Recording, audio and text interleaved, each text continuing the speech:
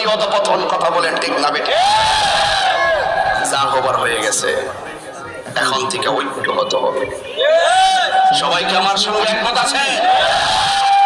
রাতে ঘুমাইতে পারি না, গত রাত্রে সহ্য করতে না পাইয়াও আমি একটা ভিডিও ফেসবুকে ছাড়ছি, একটা ভিডিও ছাড়ছি। এটা ছিল এরকম, এই যে